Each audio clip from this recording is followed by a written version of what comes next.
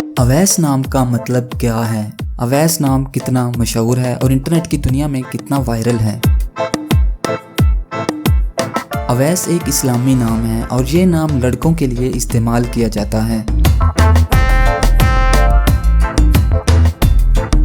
अवैस नाम का मतलब एक बुजुर्ग का नाम है। अवैस नाम की इब्तदाई तारीख अरबी ज़ुबान से निकलती है।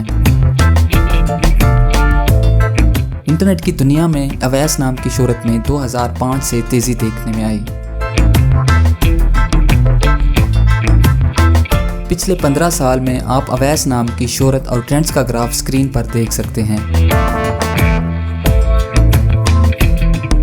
मौजूदा डाटा के लिहाज से अवैस नाम 2014 में वायरल रहा और मकबूलियत की हदों को छूने लगा। अवैस नाम पाकिस्तान, यूएई और ओमान में बहुत पसंद किया जाता है और कसरत से इस्तेमाल में है। अगर आपका नाम अवैस है तो कमेंट्स में अपना पूरा नाम लिखें ताकि हम आपके लिए अलग वीडियो बना सकें। ये वीडियो आप अवैस नाम के किसी दोस्त के साथ शेयर कर सकते हैं, यकीनन वो इसे बहुत पसंद करेंगे।